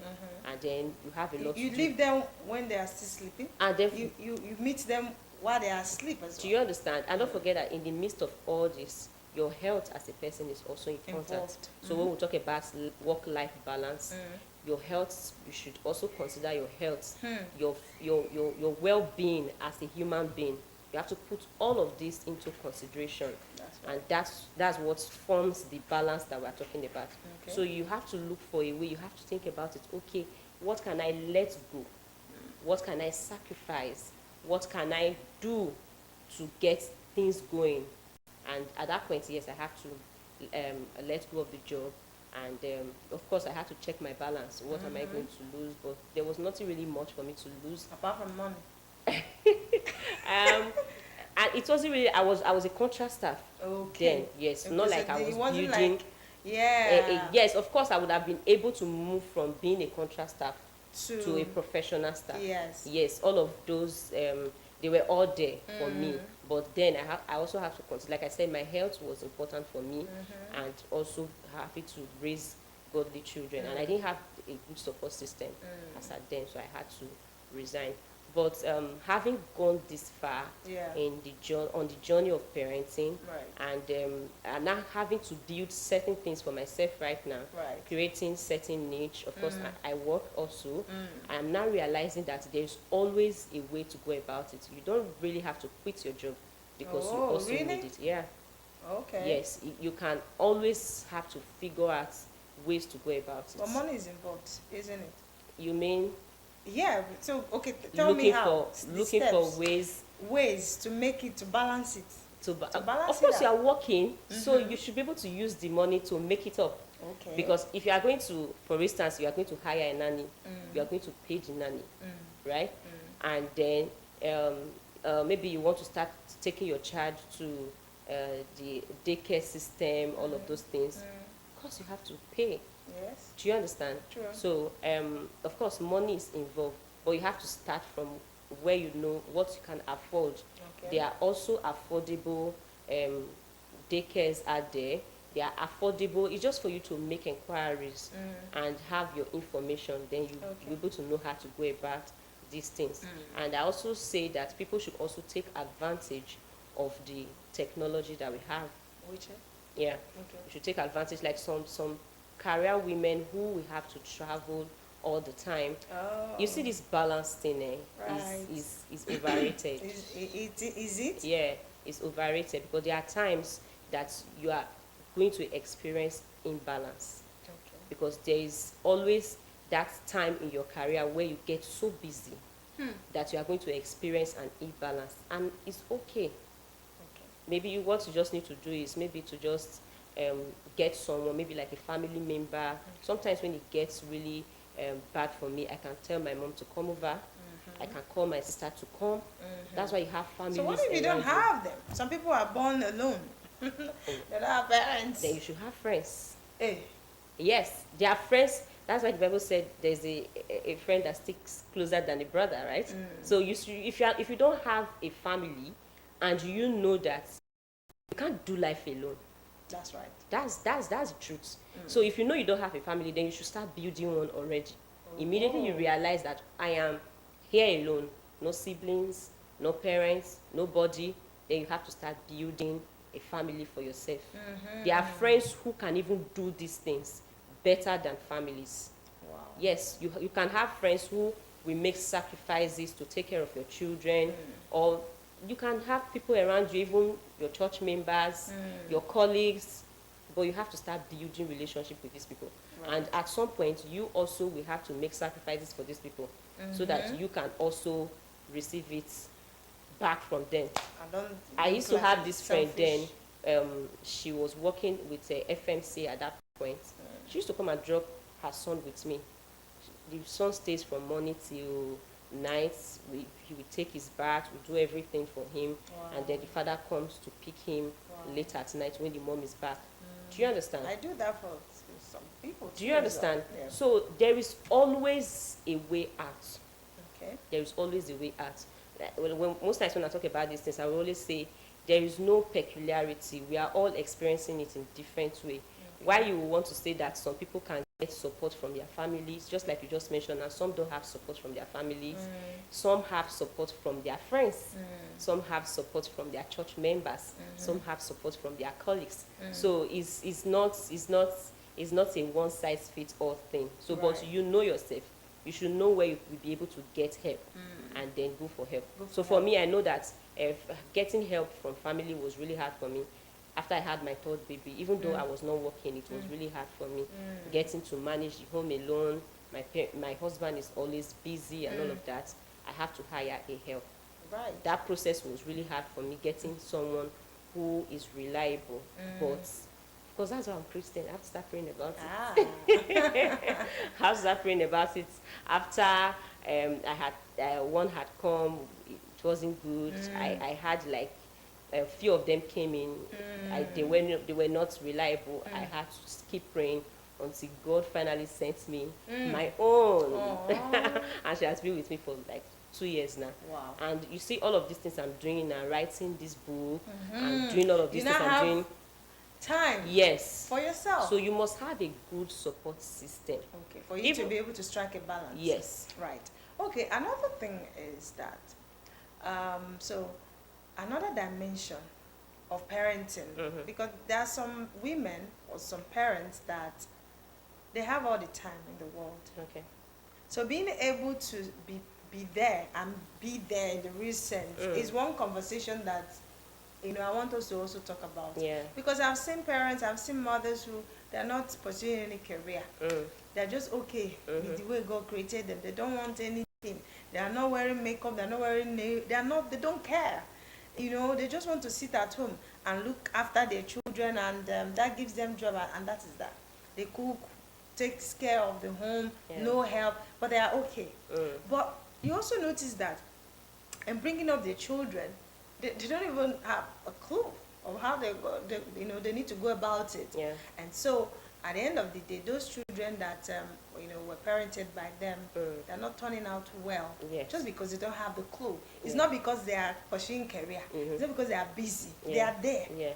But they are not really there in I the real agree with sense. you. Yeah. So how can we now differentiate between those kind of parenting, and how can we balance it? Okay, for parents mothers especially, this really happens with mothers, right? For parents that are not really working and they don't, for me, I would say you will not be able to give that child the proper upbringing. The child is going to lack in so many ways. And remember, I always mention this when it comes to parenting. Parenting is modeling. If you have daughters and you are a mother who is doing nothing, there is every tendency that you are going to raise someone like you who thinks it's okay to just be at home. Do you understand? I remember before I started writing my book, before I even got to my job, I was a stay-at-home mom. After I left the bank, right? I was stay-at-home mom for a few years, 2-3 years or so. Wow. My daughter asked me a question one day. She was like, "Daddy is so. Who are you? Who are you? What do you do?" And in my mind, I was like, I'm a mommy. Of course. It's a title. Yes, it's it's a title, it's a role. Yeah. And yes, we should all embrace it. Do you understand? We should all embrace it.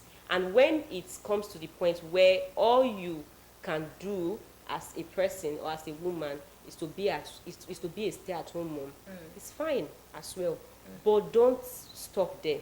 Okay. Even while you are at home, being a state. Now we now have online businesses. You can start something from the comfort of your home. That's true. Even if you don't want to do business, you can start registering for courses, developing yourself, knowing that one day with time, the whole parenting responsibility is going to reduce. And by then, you have built yourself to a point where you can now face the society. Do you understand? So you should always make sure you are doing something. And in the midst of doing all of these things, you are also going to learn. Imagine just being a parent who is always staying at home. You know, going out, meeting people is an opportunity for you to learn. That's right. Do you understand? That's right. So it is also necessary for mothers, like I said, is a very good role. Embrace it. If at that point in time you really don't have any other thing to do, and it has to be just you parenting, it's okay. But then don't stay there, because your children will also, your daughter, especially if you have daughters or you have a daughter, she's going to look up to you. If you don't have your sons, even your sons. Yeah. Even your sons. They might want to now grow and tell their wife, see, you don't do anything. My mom was always at home. So you don't, that mentality started from there. You know, this mentality that so why do you want to go to work? Yeah. My mother never went to work. She didn't have a career yet. She raised us well. Yeah. You know? And you know, it's not really true that if you have a career going on, if you are a busy person, you are not going to raise good children. That's so it's just a perception. A myth. Yeah. It's a myth. Exactly. That we'll be able to demystify this morning. Now let's go because since we started this conversation, it's been women, mothers, this, mothers, that. What about the men? Who said, because we're talking about parenting. It's not when it's a parenting. It's both the men, the mother and the father. Yes. Because I didn't give my no now. So it takes two to tango. Yeah. How about the men? In their busy schedules, do you not think it's also okay?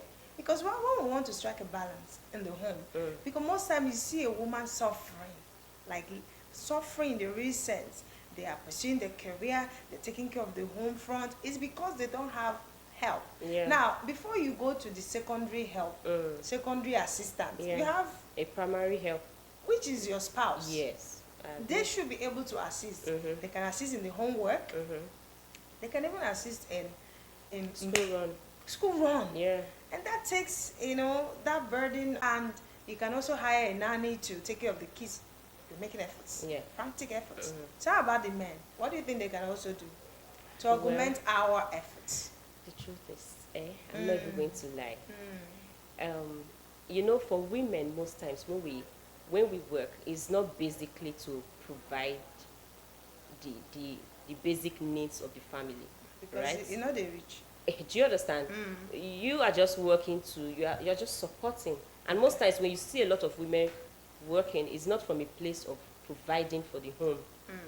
It's just like, I have to start doing something, building a career, all of that. That is what is about most women. Though I'm not disputing the fact that there are also women who are like the breadwinner of their home, who are taking care of everything, providing for the home. At the same time, they are also parenting and all of that. Kudos to them. Well done to those women. You understand? But at the same time, you also have parents where you see that the man is the one who provides for the home, and maybe his job is very demanding.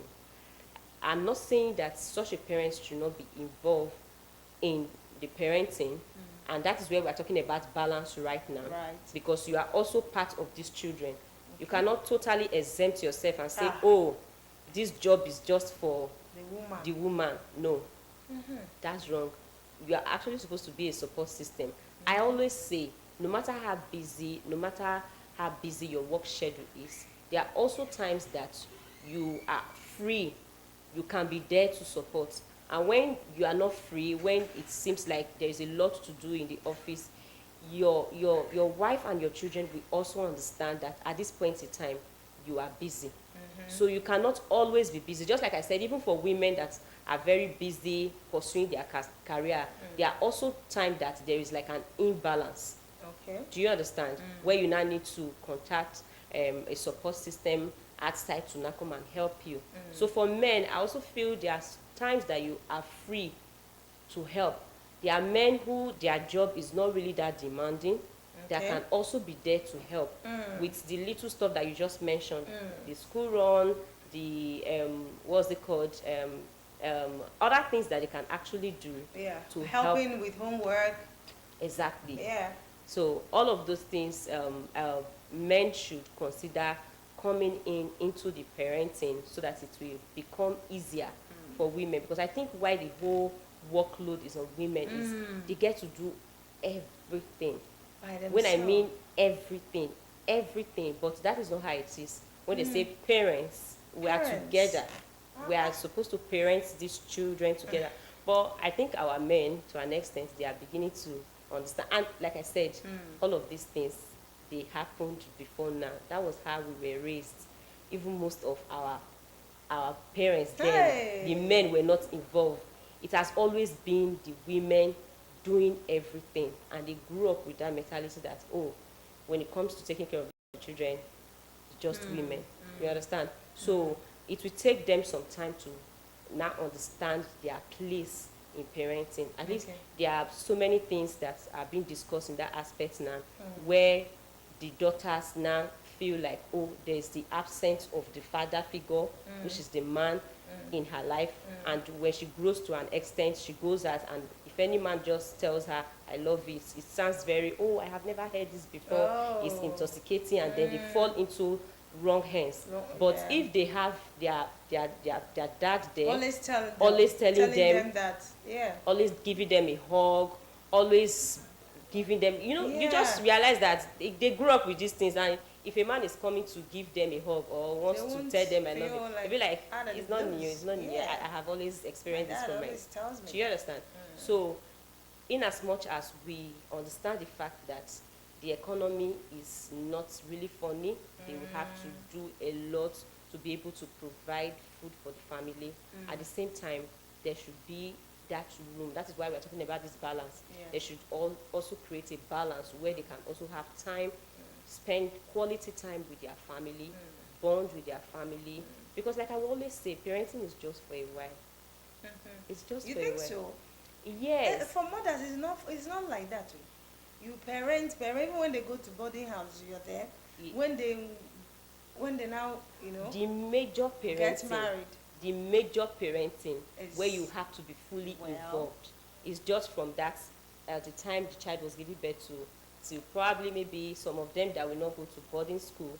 At least if you have a child maybe from between 15, 16 they are already in the university. Do you understand? So once they are already in the university, there's nothing much to parents anymore. JAMB is saying that you must be up to 18 before you write JAMB. Okay, let's even say is the new law now. Yes. Okay, let's even say till 18. So once your child is 18, you are just going to spend good 18 years with your child. Out of the how many years your child is going to be with you, or you're going to be with your child. Do you understand? So those 18 years, we need to be very we need to make count. A lot of sacrifices. So there's no time again. I want to also talk about, because we know that we're trying to strike a balance, but we also know that we have single mothers, single fathers. Yeah. Even though we don't talk about them, we don't get to talk. We have single fathers. Yes, of course we do. And I can imagine their struggle. Someone watching and like, okay, you want a man to come and help you. What about me? I don't have. You know. Yeah. And although studies have shown, or research have shown that, but I want to believe it's a myth. I don't even want to even think that is a fact that children who are trained or raised by single mothers, don't really make it fine. Like, I want to believe it's a myth. It can't be a fact. Because I know, that's why I'm talking about parents who are there, but they're not really there. They're absent-minded. They can be a single mother who is very intentional, right? They're intentional. So regardless of the fact that their spouses are not available, whether it's by their own making or their choice, they are still trying to give in their best. They know what to do per time. They know how to raise that child. So in raising, I don't want us to be discriminatory, because a mother can raise a child well, a father can. And both of them, when they join hands together, they can do it better, if not the best. Yeah. That's my own opinion, but I wanted to cap it off. Okay, so for single parents, mostly for mothers, I was listening to a woman a few days ago, and she said something. She said, as a single parent who is a woman, don't make sure you have a father figure. Make sure you get a father figure for your child. Don't leave that space.